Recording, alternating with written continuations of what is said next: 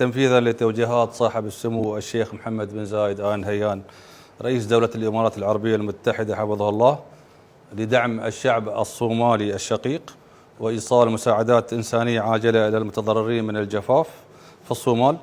تم تسليم مبلغ 35 مليون درهم ما يعادل 9 مليون و600 ألف دولار إلى الحكومة الصومالية. إن هذا المبلغ هو مسترد من الحكومة الصومالية السابقة، مسترد من الحكومة الصومالية نتيجة خطأ من الحكومة، مسترد للحكومة الصومالية الحالية نتيجة خطأ من الحكومة السابقة.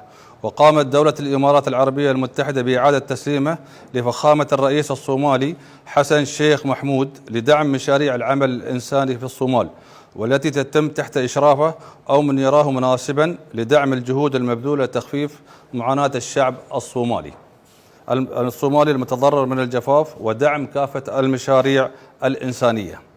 إن دولة الإمارات العربية المتحدة ماضية في تعزيز العلاقات التاريخية مع الشعب الصومالي الشقيق وتقديم كافة الدعم لتحقيق طموحاته في التنمية والازدهار والسلام والاستقرار.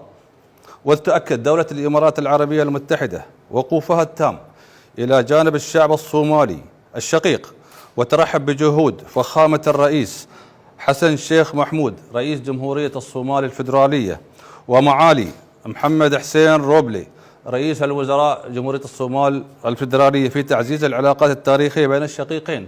وأكد على حسن العلاقة بين دولة الإمارات والحكومة الصومالية الحالية برئاسة فخامة الرئيس ومعالي رئيس الوزراء، وأثمن جهود رئيس الوزراء محمد حسين روبلي في إعادة العلاقات بين دولة الإمارات وجمهورية الصومال الفيدرالية من خلال التقديم الاعتذار في مطار مقديشو لما حدث في عام 2018.